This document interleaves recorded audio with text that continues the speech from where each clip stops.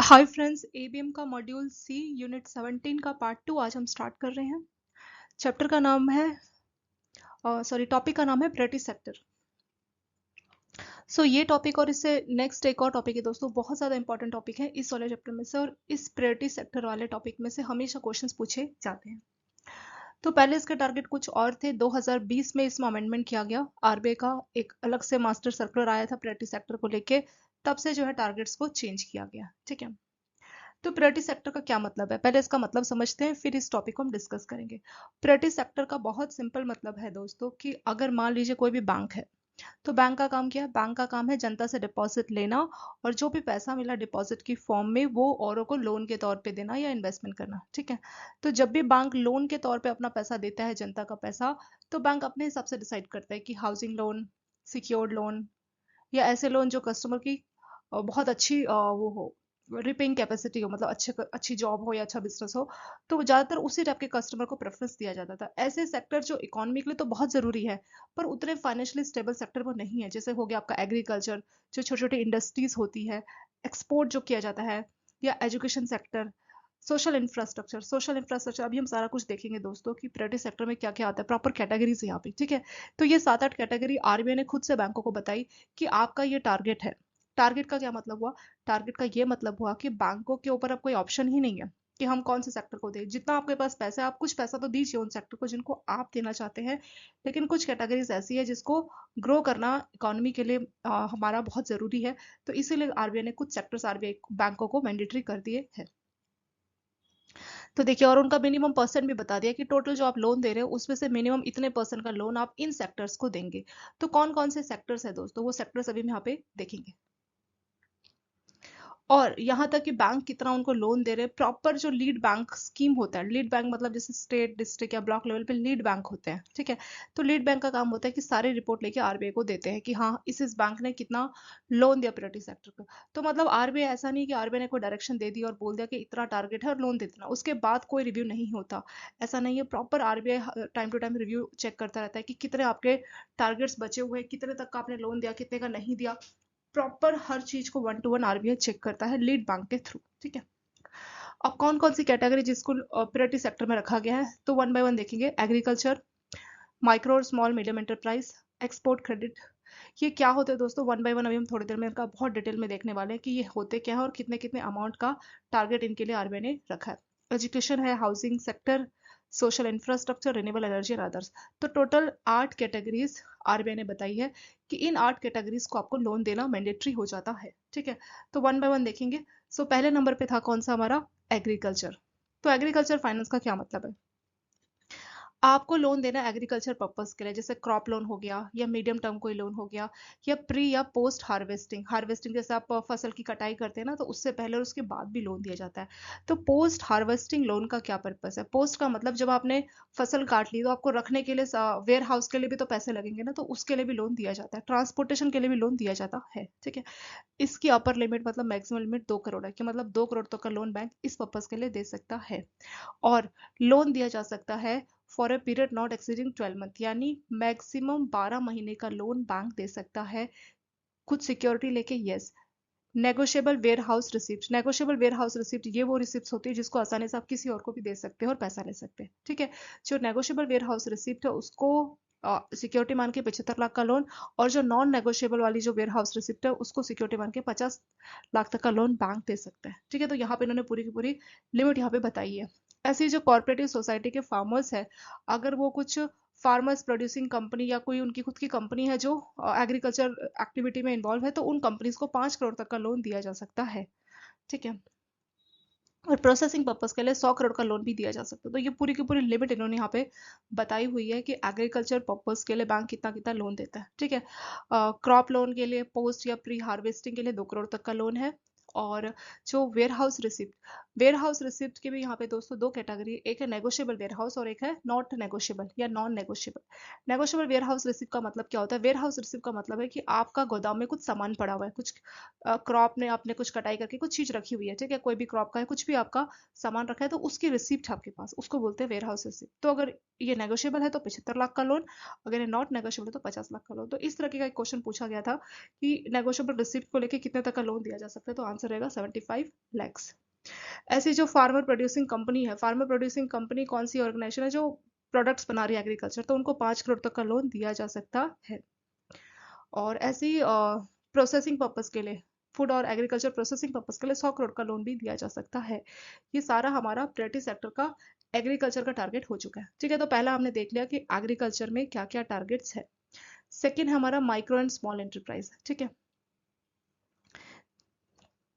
Micro और small से पहले इन्होंने स्टार्टअप के लिए बताया हुआ है, तो स्टार्टअप के लिए 50 करोड़ तक का लोन दिया जा सकता है। ठीक है, तो जो नई नई कंपनी है, जो नई नई स्टार्टअप खुली है, तो गवर्नमेंट ने बोला है कि अगर आप उनको 50 करोड़ तक का लोन देंगे तो वो आपका प्रायोरिटी सेक्टर के अंडर यहाँ पे आएगा, तो 50 करोड़ तक का लोन स्टार्टअप को भी दिया जा सकता है। तीसरा यहाँ पे हमारा finance to micro small and medium enterprise. ठीक है, एमएसएमई हमने देखा था ना, ये वाला माइक्रो स्मॉल और मीडियम एंटर, इसके बारे में हम बात करें। पॉइंट नंबर 2 जो यहाँ पे दिया है, यहाँ पे 3 है। तो माइक्रो स्मॉल और मीडियम एंटरप्राइज को अगर आप लोन देंगे तो वो लोन भी आपका प्रायोरिटी सेक्टर में आएगा। तो किस किस सेक्टर को आप लोन दे सकते हैं, तो यहाँ पे इन्होंने एक टारगेट आपको दिया हुआ है। एक सेकेंड, यहाँ पे एक टेबल आएगी थोड़ी देर में, तब हम देखेंगे कि माइक्रो स्मॉल और जो मीडियम एंटरप्राइज है उसका लिमिट कितना है। ठीक है, थोड़ी देर में यहाँ पे हम अभी देखेंगे, जब ये टेबल आएगी तभी हम यहाँ पे देखेंगे। पर एक लाइन यहाँ पे याद रखिए, यहाँ पे बोला है कि जो आपका खाड़ी और जो विलेज इंडस्ट्रीज के जो सेक्टर्स हैं, ठीक है, तो इनको अगर आप लोन दोगे तो ये भी आपका प्रायोरिटी सेक्टर में माना जाएगा। तो माइक्रो एंटरप्राइज के लिए कितना है, 7.5% तक का सब लिमिट यहाँ पे दिया गया है।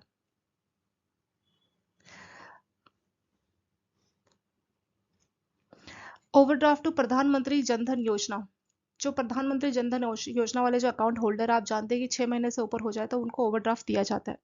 तो अगर आप प्रधानमंत्री जनधन योजना वाले कस्टमर्स को ओवरड्राफ्ट दे रहे हैं तो इसका मतलब ये भी आपका प्रायोरिटी सेक्टर वाले टारगेट में आ जाएगा। ओवरड्राफ्ट का क्या मतलब होता है दोस्तों, ये भी एक टाइप का लोन ही होता है, जिसके लिए आपको अलग से लोन का अकाउंट खोलने की जरूरत नहीं है। जो आपका सेविंग बैंक अकाउंट है उसी में आपको ओवरड्राफ्ट की सुविधा दे दी जाती है। आपका बैलेंस नहीं है, फिर भी आपको अगर 10,000 का ओवरड्राफ्ट या 5,000 का ओवरड्राफ्ट दिया तो वो पैसा आप ले सकते हैं। ठीक है, बाद में आपको रिटर्न भी करने होते हैं विद इंटरेस्ट, लेकिन ये भी एक टाइप का लोन होता है।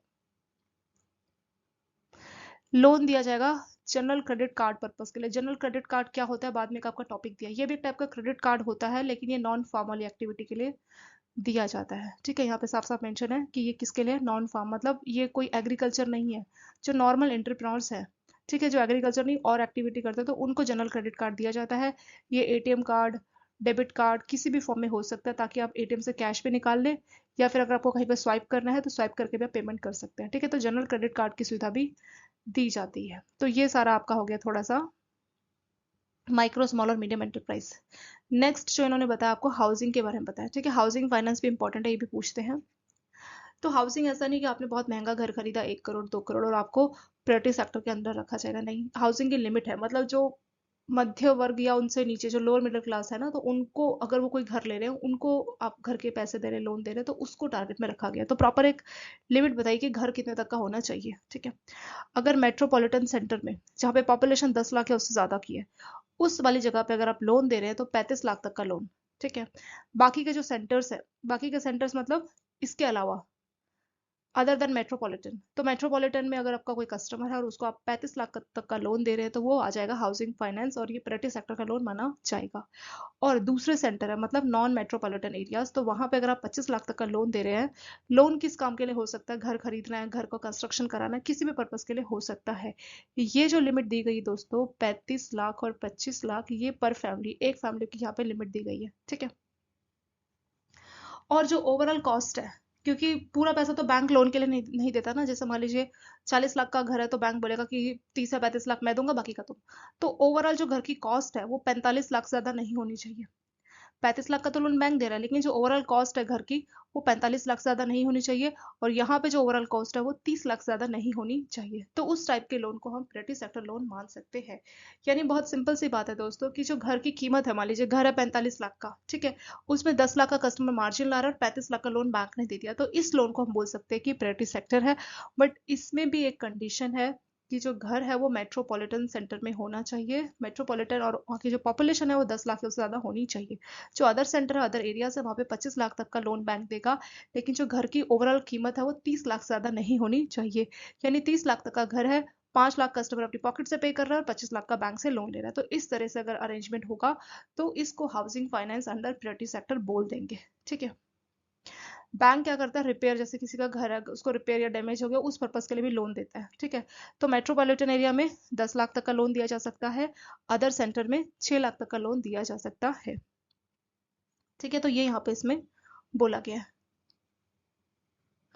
नेक्स्ट आता है आपका एजुकेशन लोन। तो एजुकेशन लोन बहुत सिंपल है।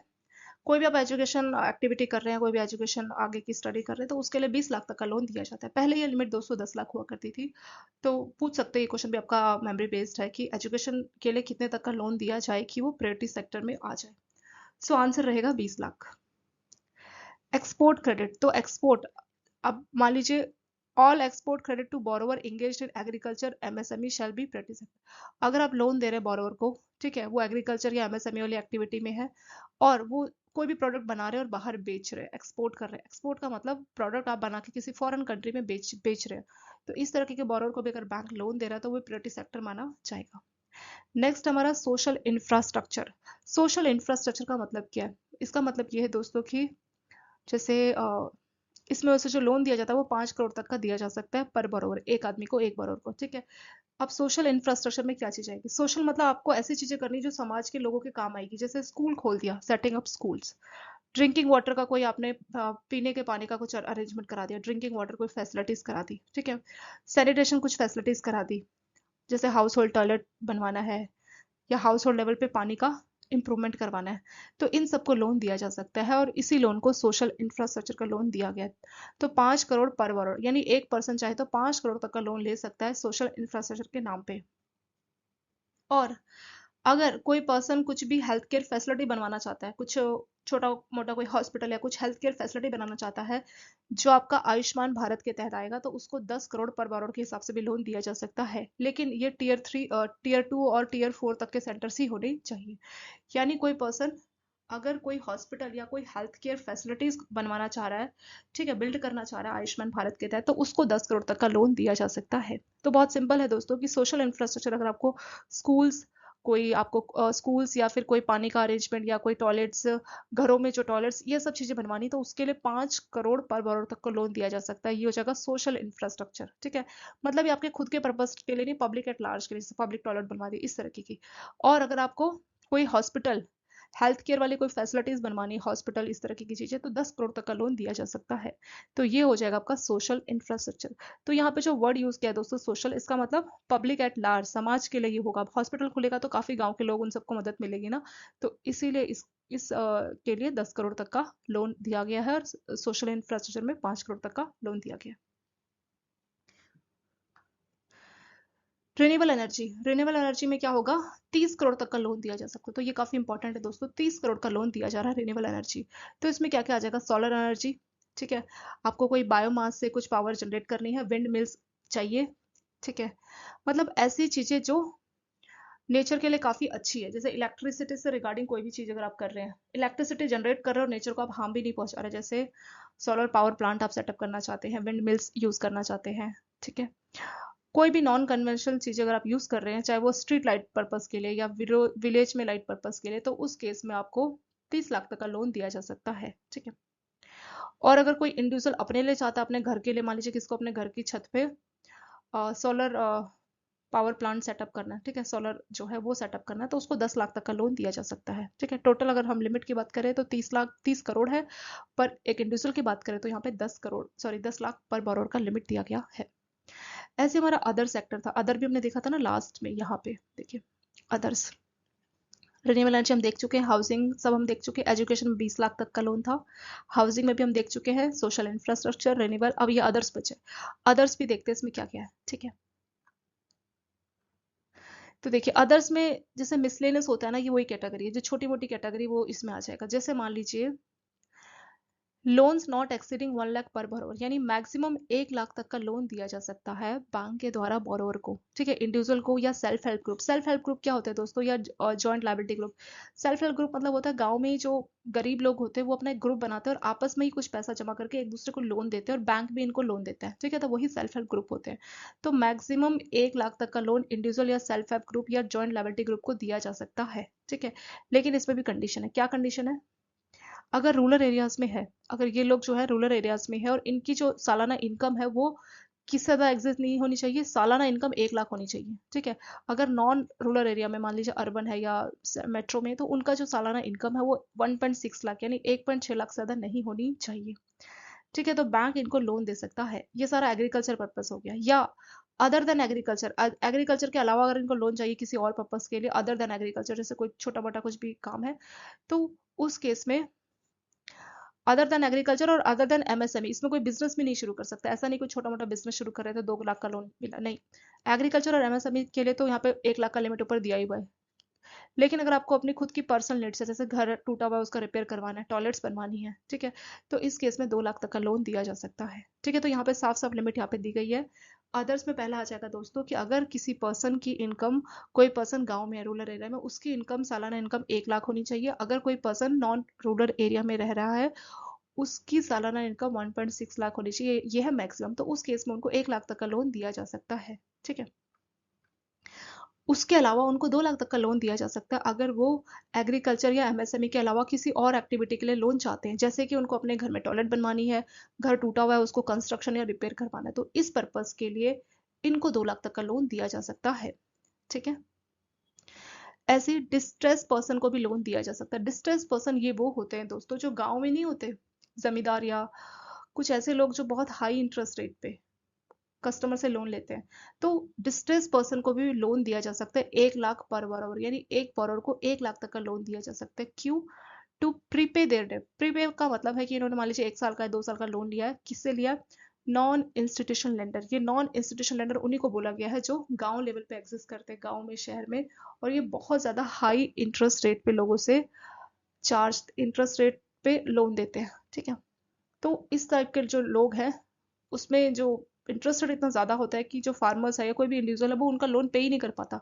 तो प्राइवेट सेक्टर में ये बोला गया कि अगर इस तरह के जो डिस्ट्रेस पर्सन है जिन्होंने मनी लेंडर से सीधे ही लोन लिया है, नॉन इंस्टीट्यूशन मतलब ये कोई कंपनी या बैंक नहीं है जो लोन दे रहा है, ये सिर्फ कोई पर्सन है गांव घर में जिनके पास ठीक ठाक पैसा है, तो लोगों को हाई इंटरेस्ट रेट पे लोन देके पैसा कमाते हैं। तो इस टाइप के जो मनी लेंडर्स है उनको आप 1 लाख तक का लोन हम आपको देंगे, बैंक आपको देगा, और उस पैसे को आप अपने लोन की प्रीपेमेंट के लिए इस्तेमाल कर सकते हैं, ठीक है। तो यही इसमें बोला गया। चलिए, तो ये सारी कैटेगरी दोस्तों आपकी आ गई है अदर्स कैटेगरी में, जो कि आपका यहाँ पे है। नेक्स्ट एक आपकी टेबल है। टेबल में आपका टारगेट दिया गया कि प्रायोरिटी सेक्टर लैंडिंग को लेके क्या क्या आपका टारगेट्स है, ठीक है। तो बहुत सारे यहाँ पे टारगेट्स है, वन बाय वन इसके टारगेट को हम लोग देखेंगे।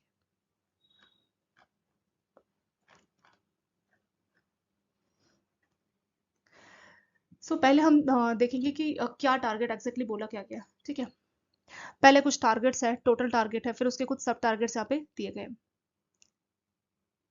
तो यहाँ पे कुछ तरह से इन्होंने अलग अलग कैटेगरी बांट दी है। अलग अलग कैटेगरी जैसे कि जो कमर्शियल बैंक है उसको एक तरफ रखा हुआ है, ठीक है। ये पहली कैटेगरी है जिसमें कमर्शियल बैंक प्लस ऐसे फॉरेन बैंक जिनकी ब्रांचेस 20 या इससे ज्यादा है। डोमेस्टिक कमर्शियल बैंक या ऐसे कमर्शियल बैंक वो है जो सेकंड शेड्यूल्ड में जिनका नाम है, ठीक है। तो कमर्शियल बैंक या फॉरेन बैंक जिनकी 20 या उससे ज्यादा ब्रांचेस है तो उनको पहली कैटेगरी में रखा गया। फॉरेन बैंक जिनकी ब्रांचेस 20 से कम है, ये वो है जिनकी ब्रांचेस 20 है, 20 21 22, ये उनके लिए, वो वाले फॉरेन बैंक्स के लिए। और ये वैसे फॉरेन बैंक के लिए जिनकी ब्रांचेस 20 से कम है, मान लीजिए 19 है, 18 है, 17 है, वैसे वाले फॉरेन बैंक को दूसरी कैटेगरी में रखा गया। रीजनल रूरल बैंक को तीसरी कैटेगरी में रखा गया और स्मॉल फाइनेंस बैंक को चौथी कैटेगरी में रखा गया। फॉरेन बैंक आप लोग जानते हैं ना दोस्तों, फॉरेन बैंक उनको बोलते हैं जिनका हेडक्वार्टर इंडिया से बाहर है, वो इंडिया में सिर्फ अपनी ब्रांचेस को एक्सपेंड करने के लिए, बिजनेस को बढ़ाने के लिए आए होते हैं, लेकिन उनका पर्पस यहाँ पे परमानेंट नहीं है। वो उनका जो हेडक्वार्टर है वो किसी फॉरेन कंट्री में होगा, अमेरिका, रूस, कोई भी हो सकता है, ठीक है। यहाँ पे कमर्शियल बैंक तो आप लोग जानते हैं, जैसे आपका एसबीआई हो गया, Punjab national bank, bank of Baroda, ये सारे ही जो है कमर्शियल बैंक्स होते हैं। फॉरेन बैंक भी आप जानते हैं जिनका हेडक्वार्टर इंडिया से बाहर है, वो इंडिया में सिर्फ अपनी ब्रांचेस ओपन उनकी कुछ एक्स्ट्रा ब्रांचेस वो इंडिया में ओपन करते हैं ताकि अपने बिजनेस को वो बढ़ा सके। अब हम डिफरेंस देखेंगे दोस्तों आरआरबी यानी रीजनल रूरल बैंक और स्मॉल फाइनेंस बैंक में, ठीक है। तो देखिए, रीजनल रूरल जो बैंक्स होते हैं इनको एक तो आरबीआई रेगुलेट करता है, प्लस नाबार्ड रेगुलेट करता है। और इसकी खास बात यह है कि ये सिर्फ रूरल के लिए, ये जो आपको आरआरबी की ब्रांच है सिर्फ आपको रूरल में मिलेगी और कहीं नहीं मिलेगी। बात करें स्मॉल फाइनेंस बैंक, और इनका जो टारगेट कस्टमर है वो एग्रीकल्चर या जो छोटी छोटी इंडस्ट्रीज है गांव में, उन्हीं को मेन टारगेट बना के चलते हैं कि उन्हीं को लोन देना है। बात करेंगे स्मॉल फाइनेंस बैंक की, तो इनको एक तो आरबीआई एक्ट तो फॉलो करता है, साथ साथ ये कंपनी एक्ट के तहत रजिस्टर्ड होते हैं, ठीक है। और स्मॉल फाइनेंस बैंक का पर्पस होता है सिर्फ और सिर्फ अंडर प्रिविलेज कस्टमर या बहुत पुअर कस्टमर। तो पुअर कस्टमर क्या सिर्फ गांव में होते नहीं, वो शहरों में भी हो सकते हैं। तो इनका टारगेट रूरल और अर्बन दोनों ही होता है, रूरल एंड अर्बन। तो चाहे गांव में इनको कोई गरीब कस्टमर मिलेगा या ऐसे कस्टमर मिलेंगे जो बिल्कुल ही जिनको कोई बैंकिंग सर्विसेज नहीं मिल पा रही, तो वो गांव में मदद करेंगे। अगर शहर में मिलेगा तो शहर में मदद करेंगे। तो इनका मेन जो फोकस है वो अनप्रिविलेज कस्टमर या वेरी पुअर कस्टमर्स होता है, जिनको कहीं से लोन नहीं मिल रहा होता।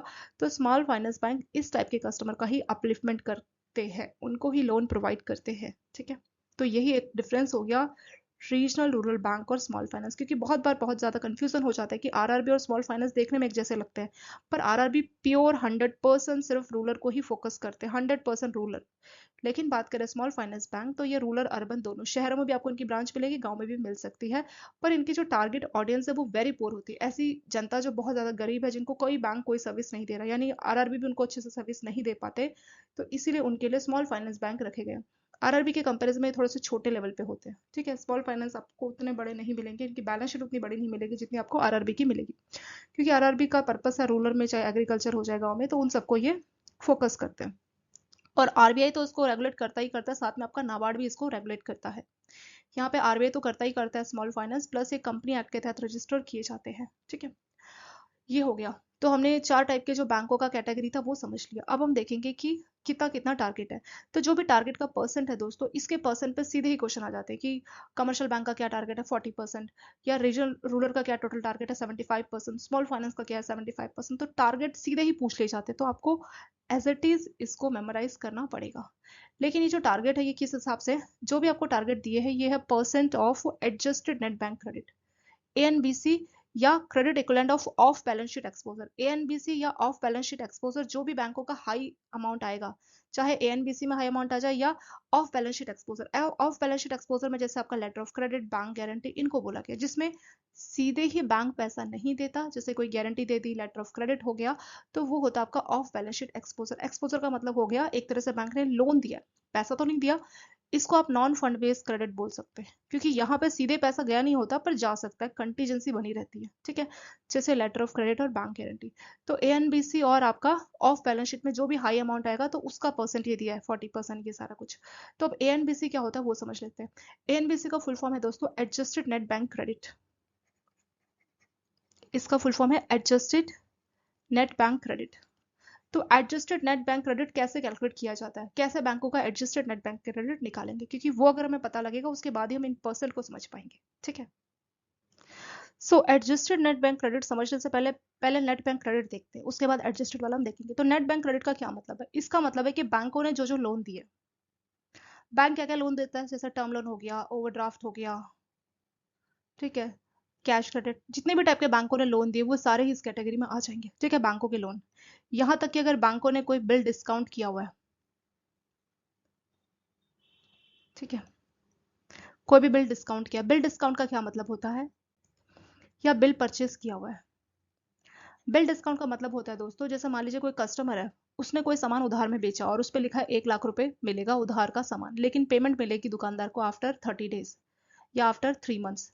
अब दुकानदार के पास इतना टाइम नहीं कि 3 महीने का वेट करे, तो वो अपना बिल लेके बैंक के पास जाता है और बैंक को बोलता है कि मेरा जो बिल है इसको डिस्काउंट कर दो। बैंक क्या करता है, उसका जो 1 लाख का बिल है उसके बदले में उसको 90,000 दे देगा। तो ये जो सर्विस हुई इसी को बोलते हैं बिल डिस्काउंट। और बिल परचेज क्या होता है, जो आपके साइट बिल होते हैं, मतलब ये क्या है, ये यूजेंस बिल। अब यूजेंस बिल क्या होता है, यूजेंस बिल वो होता है जिसकी पेमेंट 2-3 महीने बाद आने वाली होती है। ठीक है, मतलब इमीडिएटली तो नहीं आने वाली होती है, उसको बोला जाता है यूजेंस बिल। तो जो बिल डिस्काउंट है वो हमेशा यूजेंस बिल का ही किया जाता है। बिल परचेज जो आपके साइट बिल्स होते हैं, साइट बिल्स मतलब जैसे ही बैंक ने बिल परचेज किया वैसे ही बैंक जाके कस्टमर से पैसा ले सकता है, इमीडिएटली पैसा मिलेगा बैंक को, 2-3 महीने का वेटिंग पीरियड कुछ भी नहीं है। तो उस टाइप की सर्विस को बोलते हैं बिल परचेज। तो बिल डिस्काउंट, बिल परचेज, ये सारा हमारे लोन में आ जाएगा। तो ये सारा जो भी आपने लोन दिया है, ठीक है, इसमें से कुछ माइनस करना है। क्या माइनस करना है, बिल री डिस्काउंट विद आरबीआई या किसी और इंस्टीट्यूशन। आपने क्या किया, बिल एक बार कस्टमर को तो डिस्काउंट किया था, वो जो बिल डिस्काउंट था उसको आपने री डिस्काउंट करा लिया, किससे, आरबीआई से या किसी और फाइनेंशियल इंस्टीट्यूशन से, जैसे नाबार्ड या कोई और भी हो सकता है। तो इन सभी लोन में से आपको माइनस करना है जो बिल री डिस्काउंट है। बिल री डिस्काउंट को क्यों माइनस कर रहे हैं, वो इसलिए माइनस कर रहे हैं दोस्तों क्योंकि आपने एक बार तो बिल डिस्काउंट किया। बिल डिस्काउंट में आपने क्या किया कि कस्टमर को पैसे दे दिए, बिल अपने पास रख लिया। क्यों? क्योंकि दुकानदार को इमीडिएट पैसा चाहिए था, वो 3 महीने का वेट नहीं कर सकता था। ठीक है, सेम ऐसे बैंक के साथ भी तो हो सकता है कि बैंकों को इमीडिएट पैसा चाहिए, बैंक भी 3 महीने वेट नहीं कर सकता, तो बैंक वो बिल लेके आरबीआई के पास जाता है, और आरबीआई क्या करता है, पैसे बैंक को देता है, और बिल जो है आरबीआई अपने पास रख लेता है एक तरह से। ठीक है, तो यहाँ पे सेम बिल का रीडिस्काउंट किया गया, तो सेम बिल को आपने दोबारा से डिस्काउंट किया तो वो आपके क्रेडिट में नहीं होगा। ठीक है, तो इसीलिए क्या करना है, जो भी आपने बिल को रीडिस्काउंट किया आरबीआई के साथ, तो उसको माइनस करना पड़ेगा आपके लोन बिल डिस्काउंट या बिल परचेज में से। ठीक है, तो इससे आपको मिलेगा नेट बैंक क्रेडिट। तो नेट बैंक क्रेडिट बहुत सिंपल है, जितने भी बैंकों ने लोन दिए, टर्म लोन मतलब housing loan, car loan, education, सारे लोन गिन लीजिए। ओवरड्राफ्ट की सुविधा दी है, सीसी मतलब जो वर्किंग कैपिटल के लिए लोन दिया जाता है, ओडी आप बोल दीजिए, ओवरड्राफ्ट, ओवरड्राफ्ट तो हो गया ना, कैश क्रेडिट लोन बोल दीजिए, बिल डिस्काउंट कस्टमर का किया, बिल परचेज किया, तो सबको ऐड कर लीजिए। उसमें से क्या माइनस करना है, ऐसे बिल जो आरबीआई ने रीडिस्काउंट किए हैं या किसी और फाइनेंशियल इंस्टीट्यूशन ने रीडिस्काउंट किए, तो उनको माइनस करना है। तो इससे आपको मिलेगा दोस्तों नेट बैंक क्रेडिट। अब क्या करना है, हमें चाहिए एडजस्टेड नेट बैंक क्रेडिट। तो एडजस्टेड नेट बैंक क्रेडिट में से आप क्या करेंगे कि जो नेट बैंक क्रेडिट आपको मिला है, जो भी वैल्यू आपको मिलेगी, इसमें आपको कुछ ऐड करना है। क्या ऐड करना है, जो भी वैल्यू आपको मिल गई यहाँ पे, मान लीजिए आपको मिला ए, सॉल्व करके ए मिला, तो इसमें क्या ऐड करना है, आपने जो भी इन्वेस्टमेंट की है, कौन सी, नॉन एसएलआर। अब नॉन एसएलआर क्या चीज है, statutory liquidity ratio. Non SLR मतलब ऐसी सिक्योरिटीज जो आप एसएलआर पर्पस के लिए यूज नहीं कर सकते। ठीक है, अभी हम डिटेल देखेंगे। इन्वेस्टमेंट इन नॉन एसएलआर, जिसको आपने मैच्योरिटी तक रखा है, हेल्ड टिल मैच्योरिटी, तो इसको आप इसमें ऐड कर दीजिए। इससे आपको जो वैल्यू मिलेगी वो हो जाएगा आपका एडजस्टेड नेट बैंक क्रेडिट। ठीक है, तो नॉन एसएलआर सिक्योरिटीज क्या होती है दोस्तों, तो जैसे आप लोग जानते हैं कि एसएलआर मतलब सिक्योर स्टेचुरी लिक्विडिटी रेशो, हर बैंकों को सीआरआर और एसएलआर आरबीआई के साथ मेंटेन करना होता है। सीआरआर तो कंफर्म है कि कैश की फॉर्म में ही होना चाहिए, लेकिन एसएलआर आपका स्टेचुरी लिक्विडिटी रेशो आपका कैश हो सकता है, गोल्ड हो सकता है, या कोई और गवर्नमेंट सिक्योरिटी हो सकती है। ठीक है, तो इन सबको आप एसएलआर पर्पस के लिए यूज कर सकते हैं। पर अगर बैंकों का एडजस्टेड नेट बैंक क्रेडिट चाहिए तो आपको एसएलआर वाली सिक्योरिटी नहीं लेनी, आपको नॉन एसएलआर वाली लेनी है। जैसे कि ऐसी कुछ सिक्योरिटीज या ऐसे कोई शेयर्स या बॉन्ड जो किसी प्राइवेट कंपनी के द्वारा इशू किए जाते हैं, ठीक है, जो एलिजिबल नहीं होते कि वो एसएलआर वाले में यूज किए जाए, तो वो सारे हमारे नॉन एसएलआर आ जाएंगे। तो नॉन एसएलआर के एग्जांपल्स क्या क्या है, या बैंकों ने म्यूचुअल फंड में मान लीजिए कुछ इन्वेस्टमेंट कर रखी है, कमर्शियल पेपर में इन्वेस्टमेंट कर रखी है, तो ये सारा ही आपका नॉन एसएलआर सिक्योरिटीज होगा। तो जितना भी आपने इन्वेस्टमेंट किया सबको ऐड कर दीजिए। तो लोन और इन्वेस्टमेंट को ऐड करके फाइनली जो आपको वैल्यू मिलेगी वो आपका एएनबीसी। अगर हम शॉर्ट में लिखना चाहें इसको, एएनबीसी सिंपल एक चीज है, लोन प्लस इन्वेस्टमेंट।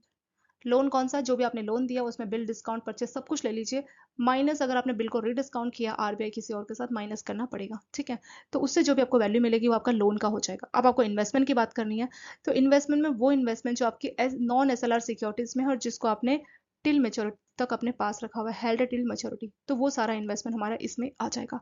तो loan plus investment is equal to ANBC, यानी एडजस्टेड नेट बैंक क्रेडिट इसमें हो जाएगा। ठीक है, तो ये आपका यहाँ पे हो गया कंप्लीट। चलिए ए एंड बी से हम लोग समझ चुके हैं, अब हम जाते हैं इसकी पर्सन पे। पर्सन बहुत सिंपल है दोस्तों। अगर हम बात करें कमर्शियल बैंक, तो इनका कितना टारगेट है, ए एंड बी से तो हमने निकालना सीखा यहाँ पे, तो उसका 40% इनको टारगेट दिया गया। ठीक है, फॉरेन बैंक वालों को 40% है, इस 40 में से 32% जो पैसा है उनको एक्सपोर्ट वाले फॉर्म में देना है। ठीक है, और 32 आपको एक्सपोर्ट फॉर्म में देना, और कम से कम 8% आपको बाकी सेक्टर में देना है। तो 40 में से 32% एक्सपोर्ट में ज्यादा देना आपको, क्यों, क्योंकि फॉरेन बैंक्स है ना, तो एक्सपोर्ट मतलब ऐसे कस्टमर जो सामान बना के फॉरेन कंट्रीज में बेच रहे हैं, तो ये जिम्मेदारी ऐसे फॉरेन बैंक जिनकी 20 से कम ब्रांचेस है उनको दी गई है। आरआरबी को 75% का टारगेट दिया गया है। ठीक है, 75% तक का टोटल जो इनका एएनबीसी है वो उनको प्रति सेक्टर का टारगेट के तौर पे दिया गया है। और यहाँ पे देखिए, lending to medium enterprise जो सोशल इंफ्रास्ट्रक्चर और रिन्यूएबल एनर्जी है, shall be reckoned for priority sector only up to 15%, यानी इनको 75% का टोटल टारगेट दिया गया है। उसमें से बोला गया कि 75%, इस 75% में से जो मीडियम इंटरप्राइज को या social infrastructure, small micro medium, so medium enterprise को सोशल इंफ्रास्ट्रक्चर मतलब मान लीजिए कोई पब्लिकली कुछ स्कूल्स बनवाने हैं, सोशल इंफ्रास्ट्रक्चर में वही सब था ना, पब्लिकली कुछ स्कूल बनाना है, कोई हॉस्पिटल बनाना है आयुष्मान भारत के तहत, रिन्यूएबल एनर्जी मतलब सोलर पावर प्लांट, तो इस सेक्टर को 15% तक का टारगेट दिया। तो 75 में से 15% पैसा यहाँ दीजिए, बाकी का पैसा आप एग्रीकल्चर या बाकी जगह पे दे सकते हैं। नीचे का टारगेट और है, उसको देखेंगे। स्मॉल फाइनेंस बैंक को 75% का एएनबीसी जो है इनका टोटल प्रायोरिटी सेक्टर का टारगेट, ये टोटल टारगेट है। इसमें से देखिए, यहाँ पे जो आपके कमर्शियल बैंक है उनका 40% टारगेट है, उस 40% में से एग्रीकल्चर में आपको 18% का टारगेट दिया गया है। ठीक है, और जो आपके स्मॉल और मार्जिनल फार्मर्स है, फार्मर स्मॉल मार्जिनल फार्मर्स है ना, उनके ऊपर 10% का टारगेट है कि एग्रीकल्चर में आपको 18% का टारगेट है, और उस 18% में से 10% जो पैसा आपको स्मॉल और जो मार्जिनल फार्मर्स है, ये छोटी कैटेगरी के फार्मर्स है, इसलिए इनको 10% तक का लोन देना चाहिए। जो माइक्रो इंटरप्राइज है, माइक्रो इंटरप्राइज कौन सी दोस्तों? माइक्रो, स्मॉल और मीडियम इंटरप्राइज, ठीक है। तो सबसे जो छोटी कैटेगरी की इंटरप्राइज है उसको बोलते हैं माइक्रो इंटरप्राइज। अब माइक्रो इंटरप्राइज क्या होता है उसकी भी एक अलग से टॉपिक है, हम ये प्रेटी सेक्टर का टॉपिक खत्म करेंगे, उसके बाद हम आएंगे उस टॉपिक पे, ठीक है। तो माइक्रो इंटरप्राइज समझ लीजिए, माइक्रो, स्मॉल और मीडियम 3 टाइप की होती है, तो सबसे जो छोटा टाइप है वो माइक्रो ही होता है। तो उनको 7.5% का आपको लोन देना है। एडवांस टू वीकर सेक्शन, तो जो वीकर सेक्शन के लोग हैं उनको 12% तक का लोन देना है, ठीक है। ये किस में से आ रहा है? ये आपका इसी 40% में से, ठीक है। तो 40% टोटल टारगेट है, उसमें से 18% आपको एग्रीकल्चर में देना है, माइक्रो वाले में 7.5% देना है, वीकर सेक्शन को 12% देना है, ठीक है। तो इस तरह से आपका टारगेट यहाँ पे पूरा हो गया। सो टोटल टारगेट भी बता रखे हैं और कुछ स्पेसिफिक टारगेट भी आपको दिए गए, सब टारगेट भी दिए गए। तो टोटल 40 है, 40 में से 18 आपको एग्रीकल्चर में देना है, काउंट कर लीजिए कितना हो गया, 18 आपको एग्रीकल्चर में देना है, 7.5 आपको माइक्रो में देना है, और वीकर सेक्शन वालों को 12, और जो बच जाएगा वो बाकी के और भी तो सेक्टर ना, जैसे एजुकेशन हो गया, रिन्यूएबल एनर्जी, कई सारे सेक्टर हो रहे हैं, तो वहां पे आप बचा हुआ दे सकते हैं, ठीक है। तो ये हो गया हमारे कमर्शियल बैंक का। और फॉरेन बैंक जिनकी ब्रांचेस 20 या उससे ज्यादा है, फॉरेन बैंक जिनकी ब्रांचेस 20 से कम है, तो उनका वही 40% का टारगेट है, उसमें से 32% तो उनको एक्सपोर्ट की फॉर्म में देना, और 8% किसी और फॉर्म में दे सकते हैं। और बाकी के जो 3 टारगेट है, एग्रीकल्चर, माइक्रो या वीकर सेक्शन, इनके ऊपर एप्लीकेबल नहीं होता है। इनका सिंपल सा टारगेट है 40%, उसमें से 32% आप दीजिए एक्सपोर्ट वाले को, 8% किसी और में दे सकते हैं, ठीक है। एनी अदर, बहुत सारे सेक्टर है ना, 8 सेक्टर है ना प्रायोरिटी सेक्टर के, तो किसी में भी दे सकते हैं, एजुकेशन में दे दीजिए या रिन्यूएबल एनर्जी में दे दीजिए, सोशल इंफ्रास्ट्रक्चर, तो कई सारे सेक्टर है वहां पे आप दे सकते हैं। लेकिन सबसे ज्यादा परसेंट 32% जो है 40 का, वो आपको एक्सपोर्ट में ही देना पड़ेगा।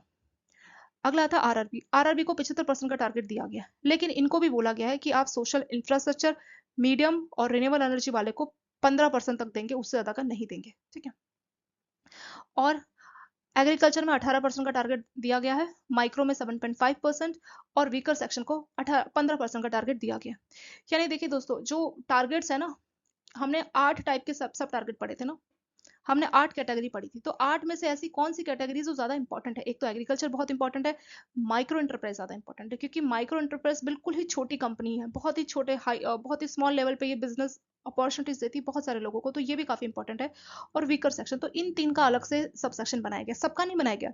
तो कभी भी आप देखना कि 40 में से अगर आप 18, 7.5, 12 को माइनस करो, तो ऐसा नहीं कि आपका 40 आएगा, जो परसेंट बच जाएगा आपके 8 है, 8 कैटेगरी, जैसे एजुकेशन बच गया, हाउसिंग बच गया, तो जो बचा हुआ परसेंट है वो आप इन सेक्टर्स में से कहीं भी दे सकते हो। पर आपके जो सब टारगेट है और जो टोटल टारगेट है वो फिक्स है। तो टोटल जैसे 40 है, उसमें से एग्रीकल्चर को आप पक्के से 18% देना, उससे कम मत करना। जो शेयर है एग्रीकल्चर का, 18 से कम नहीं जाना चाहिए,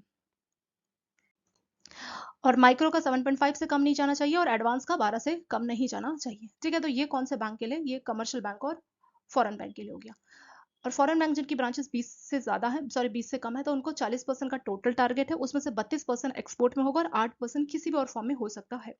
आरआरबी की बात करेंगे तो टोटल 75% का टारगेट है, उसमें से 18% आप एग्रीकल्चर को दीजिए, सेम है, देखिए यहाँ भी था ना 18, यहाँ भी वही है। और 10% आपका स्मॉल फार्मर को, मीडियम फार्मर को जाएगा, स्मॉल एंड मार्जिनल फार्मर को जाएगा। माइक्रो एंटरप्राइज में यहाँ भी 7.5, यहाँ भी सेम है। ऐसे ही आपका जो वीकर सेक्शन है, वीकर सेक्शन को यहाँ पे 12 था, यहाँ पे 15% कर दिया, ठीक है। अब हम बात करेंगे स्मॉल फाइनेंस बैंक, तो इनका टोटल टारगेट 75% है, उसमें से 18% जाएगा एग्रीकल्चर को, 7.5 जाएगा माइक्रो को, और एडवांस जाएगा आपका 12%। यानी कि आपका जो ये है ना, पहला और चौथा, इसको अगर आप काउंटिंग दे 1 2 3 4, तो पहला और चौथा ऑलमोस्ट सेम है, बस यहाँ पे 40 और यहाँ पे 75% है। बाकी का जो इनका सब टारगेट है, जैसे एग्रीकल्चर हो गया, माइक्रो हो गया, सेम है, देख लीजिए यहाँ पे 18 है, यहाँ पे 18 है। 10% for small and marginal farmers, यहाँ पे भी वही है। यहाँ पे 7.5 फॉर माइक्रो एंटरप्राइज, यहाँ पे भी वही है। वीकर सेक्शन को 12% जाएगा, यहाँ पे भी 12 है, तो same to same ditto same है पहला और चौथा। तो आपको ये जो पॉइंट्स है याद करने में आसानी हो सकती है, ठीक है, आसानी हो जाएगी आपको थोड़ा, तो इसलिए मैंने थोड़ा सा आपको यहाँ पे रिवाइज यहाँ पे कराया, ठीक है। तो ये जो इनका टारगेट था, इनको बोला था धीरे धीरे करके आप अपने टारगेट को पूरा कर सकते हैं, एक बार में नहीं पूरा करना, धीरे धीरे करके पूरा कर सकते हैं, ठीक है।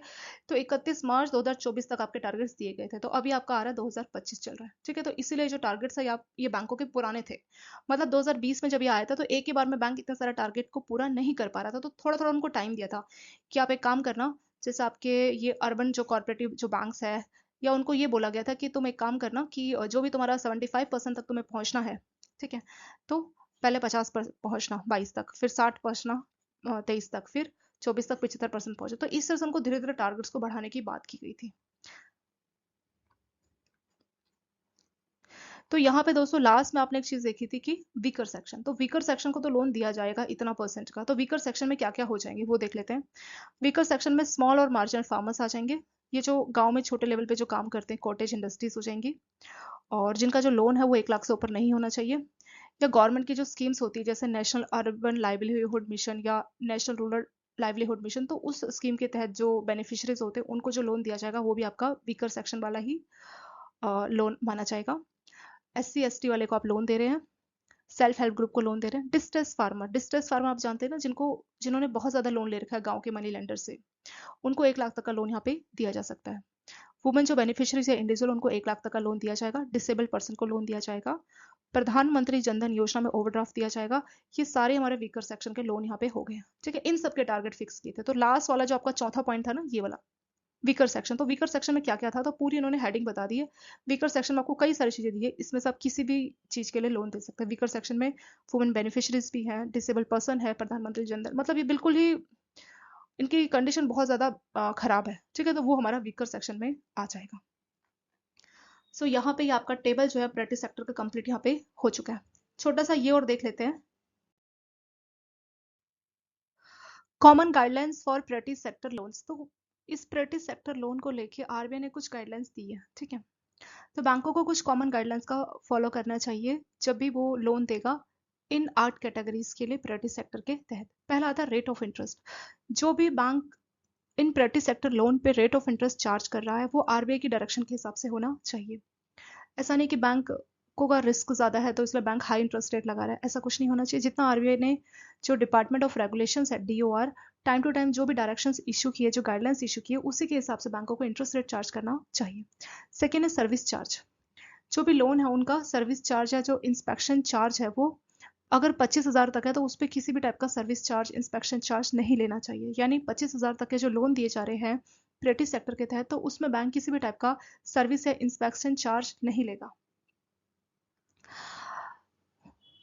और यहाँ पे जो लिमिट बताइए ये आपका पर मेंबर बताइए, ग्रुप की नहीं बताइए। जैसे सेल्फ हेल्प ग्रुप पे तो 8 या 10 लोगों का या 5 से 7 लोगों का ग्रुप होता है, तो ये ग्रुप के हिसाब से लिमिट नहीं है, ये पर बोरोवर या इंडिविजुअल बोरोवर की लिमिट बताइए। 25,000 पर पर्सन पे आप कोई भी सर्विस या इंस्पेक्शन चार्ज नहीं लेंगे।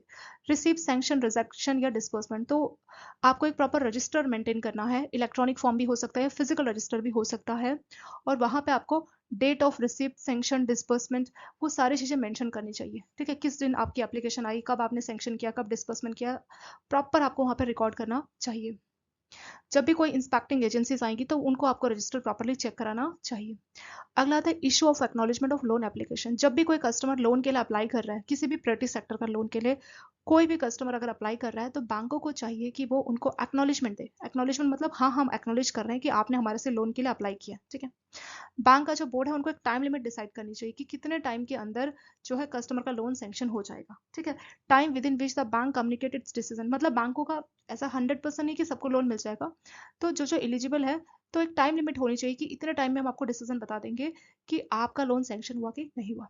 सो इसके साथ ये इंपॉर्टेंट टॉपिक आपका हो चुका है दोस्तों कंप्लीट। नेक्स्ट आता है हमारा MSME एक्ट 2006।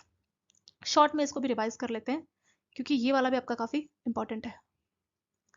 या फिर एक काम करेंगे दोस्तों, MSME को हम लोग अगले पार्ट में करेंगे क्योंकि ये छोटी सी लिमिट के बाद भी इसको लेके कई कई सारी गाइडलाइंस है, तो इसको हम अगले पार्ट में ही डिस्कस कर पाएंगे। प्राइवेट सेक्टर को थोड़ा सा हम एक बार रिवाइज करते हैं कि इसमें हमने क्या क्या यहाँ पे पढ़ा है। सो प्राइवेट सेक्टर एक ऐसा सेक्टर है जिसमें आपके 8 सेक्टर्स आ जाएंगे। Agriculture, micro small medium enterprise. अब देखिए माइक्रो स्मॉल मीडियम एंटरप्राइज आपका अगला टॉपिक है। क्या होता है माइक्रो, क्या होता है स्मॉल मीडियम, वो आपका नेक्स्ट टॉपिक है जो हम अगली वीडियो में देखेंगे। Export, credit, education, housing, social, तो प्रॉपर 8 कैटेगरी में इसको बांटा गया। एग्रीकल्चर में अगर आप लोन दे रहे हैं तो 2 करोड़ तक का लोन दिया जा सकता है। स्टार्टअप में 50 करोड़ तक का लोन दिया जा सकता है। और यहाँ पे आपको हाउसिंग में अगर आप लोन दे रहे हैं तो 35 लाख तक का दे सकते हैं मेट्रोपॉलिटन एरिया में, 25 लाख तक का लोन अदर एरियाज में। लेकिन जो टोटल ओवरऑल जो कॉस्ट है वो 45 लाख से ज्यादा नहीं जानी चाहिए, और इस केस में 30 लाख से ज्यादा नहीं जानी चाहिए। रिपेयर करवाना है तो मेट्रो वाले एरिया में 10 लाख तक का लोन दिया जा सकता है रिपेयर पर्पज के लिए, नॉन मेट्रो में 6 लाख तक का लोन। एजुकेशन सेक्टर में 20 लाख तक का लोन दिया जा सकता है। एक्सपोर्ट के लिए भी लोन दिया जा सकता है। सोशल इंफ्रास्ट्रक्चर जैसे स्कूल्स खुलवाने हैं, पब्लिक टॉयलेट्स बनवाने हैं, ठीक है, तो उसके लिए 5 करोड़ तक का लोन दिया जा सकता है पर बोरोवर। ऐसी अगर आपको कोई हेल्थ केयर फैसिलिटीज जैसे स्कूल सॉरी कॉलेज और हॉस्पिटल्स कुछ ऐसे खुलवाने हॉस्पिटल्स आयुष्मान भारत के तहत, तो आपको 10 करोड़ तक का लोन पर बोरोवर को दिया जा सकता है। रिन्यूएबल एनर्जी के क्षेत्र में 30 करोड़ तक का लोन दिया जा सकता है।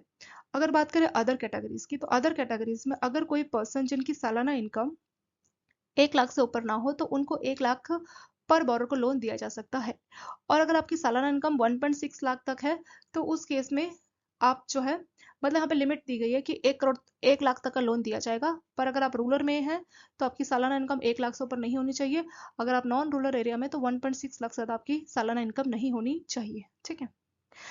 ऐसी एक और चीज यहाँ पे बोली है कि 2 लाख तक का लोन दिया जाएगा अगर आपको अदर देन एग्रीकल्चर या एमएसएमई पर्पज जैसे हाउस का कंस्ट्रक्शन कराना, टॉयलेट की कंस्ट्रक्शन करानी, हाउस रिपेयर कराना, तो उस केस में 2 लाख तक का लोन भी दिया जा सकता है। डिस्ट्रेस पर्सन को 1 लाख तक का लोन दिया जा सकता है ताकि वो अपना लोन प्रीपे कर सके। डिस्ट्रेस पर्सन उसको बोलते हैं दोस्तों जिसने मनी लेंडर या गांव का जो मनी लेंडर है जिसका बहुत हाई इंटरेस्ट रेट है उससे लोन लिया, तो उसको भी 1 लाख तक का लोन दिया जाएगा कि जाके आप उनको पैसा देके आइए। टारगेट यहाँ पे दिए गए दोस्तों, एएनबीसी का टारगेट है एडजस्टेड नेट बैंक क्रेडिट में 2 चीजें हैं, लोन प्लस इन्वेस्टमेंट। लोन में जो भी बैंकों ने लोन दिया, term loan, overdraft, cash credit, OD, सारे लोन आ जाएंगे, प्लस बैंकों ने जो भी बिल को डिस्काउंट या परचेज किया वो सारा ही हमारे लोन कैटेगरी में आ जाएगा, माइनस जो भी बैंकों ने बिल को रीडिस्काउंट किया आरबीआई या किसी भी फाइनेंशियल इंस्टीट्यूशन से, जो बिल बैंकों के पास आ गए। अगर बैंकों को पैसा चाहिए तो बैंक कहीं और जाके उन बिल को रीडिस्काउंट भी तो करवा सकता है ना, तो वो जो रीडिस्काउंट वाले बिल्स हैं उसको आपको माइनस करना पड़ेगा। ठीक है। जो आपने कस्टमर को डिस्काउंट किए वो तो आप रखोगे, लेकिन ऐसे बिल्स हैं जो आपके कस्टमर के साथ नहीं है, ये वो बिल्स हैं जो आपके आरबीआई से आपने डिस्काउंट किया तो उसको माइनस करना पड़ेगा। वो हो जाएगा हमारा लोन का कैटेगरी। इन्वेस्टमेंट में बैंकों ने जो नॉन एसएलआर जिसको आपने मेच्योरिटी तक रखा है उसमें जो भी इन्वेस्टमेंट की है वो सारी आपकी इन्वेस्टमेंट आ जाएगी। तो इन लोन और इन्वेस्टमेंट को आप ऐड कीजिए, आपको मिल जाएगा एएनपीसी। तो टारगेट क्या है, जो आपके कमर्शियल बैंक है या फॉरेन बैंक जिनकी ब्रांचेस 20 से उससे ज्यादा है तो उनका टारगेट है 40%। ठीक है। इस 40 में से एग्रीकल्चर में जाएगा 18%, माइक्रो में जाएगा 7.5%, एडवांस टू वीकर सेक्शन में जाएगा 12%। और 40 में से 3 तो ये बता दिए फिक्स, बाकी जो बच गया और भी तो बहुत सारे सेक्शन है जैसे एजुकेशन हो गया, माइक्रो आपका एमएसएमई हो गया, तो कई सारे हमने कैटेगरी देखी। तो जो बाकी का बच जाएगा 40 में से 18 माइनस 7.5 माइनस 12, तो जो बाकी का परसेंट बच गया वो आप बाकी सेक्शन में दे सकते हैं। ऐसी फॉरेन बैंक जिनकी ब्रांचेस 20 या उससे कम है, लेस देन 20 ब्रांचेस है, तो उनका टारगेट क्या है।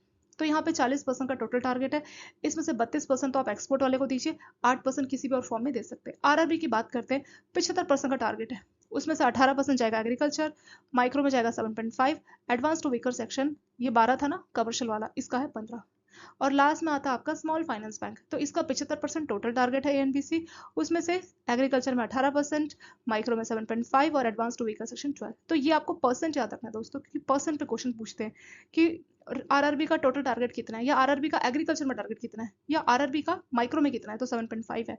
आरआरबी का वीकर सेक्शन में क्या टारगेट है, 15 है। ऐसे स्मॉल फाइनेंस का भी पूछ सकते हैं कि स्मॉल फाइनेंस का टोटल टारगेट क्या है, ये क्वेश्चन आपका मेमोरी बेस है पूछा गया आपका। ठीक है। जो 75% ना, ये आपका 1 नंबर का मेमोरी बेस्ड क्वेश्चन है, ये आपको ऑलरेडी आया हुआ एग्जाम में। तो इस तरह से टेबल आपको याद करनी है, आपके टारगेट्स के हिसाब से आपको ये क्वेश्चंस पूछ सकते हैं। फिर जो लास्ट में एक पॉइंट था दोस्तों, वीकर सेक्शन। वीकर सेक्शन में क्या क्या आता है, तो वीकर सेक्शन में कुछ कैटेगरीज दी है, जो स्मॉल और मार्जिनल फार्मर्स हैं, SC ST वाले लोग हैं, विलेज और कॉटेज इंडस्ट्रीज के जो लोग हैं, सेल्फ हेल्प ग्रुप के लोग, डिस्ट्रेस फार्मर जिन्होंने बहुत ज्यादा लोन ले लिया है, जिनको आपने 1 लाख तक का लोन दिया है आपको, ठीक है, बैंकों ने इनको 1 लाख तक का लोन दिया होता है ना, तो वो सारे हमारे डिस्ट्रेस फार्मर आ जाएंगे। इंडिविजुअल वुमेन जिनको 1 लाख तक का लोन दिया गया है, डिसेबल पर्सन, प्रधानमंत्री जनधन योजना वाले ओवरड्राफ्ट के कस्टमर्स, तो ये सारे हमारे आपके ये वीकर सेक्शन वाली कैटेगरी में आ जाएंगे। तो इसमें से आप किसी को भी अपना वीकर सेक्शन के टारगेट के पूरा करने के लिए लोन दे सकते हैं। कॉमन गाइडलाइंस की आपका जो इंटरेस्ट रेट है वो आरबीआई की गाइडलाइंस के हिसाब से होना चाहिए। 25,000 तक पे कोई भी सर्विस चार्ज नहीं लेना। ये क्वेश्चन भी आपका पूछा गया था, अभी नहीं 2-3-4 साल पहले एक क्वेश्चन आया था दोस्तों कि कितने तक का जो अमाउंट है जिसपे बैंक कोई भी सर्विस या इंस्पेक्शन चार्ज नहीं लेता, तो आंसर था 25,000। ऐसे जब भी आप कोई लोन लेते हो एक रजिस्टर मेंटेन कर ले या इलेक्ट्रॉनिक रिकॉर्ड रख ले, जहाँ पे लोन के रिसिप्ट, सैंक्शन, डिस्बर्समेंट, वो सारा डिटेल आपको नोट करना चाहिए। जो एक्नॉलेजमेंट है कस्टमर को जब भी कोई एप्लीकेशन दे रहा है तो उसको एक एक्नॉलेजमेंट दीजिए और उसको टाइम बताइए कि इतने टाइम तक में आपके लोन का डिसीजन हम आपको बता देंगे, ठीक है। इसके साथ ये वाला पार्ट आपका हो चुका है कंप्लीट। अगले वाले पार्ट में एमएसएमई एक्ट 2006 और आने वाले टॉपिक को हम डिस्कस करेंगे। Thank you so much for watching this video.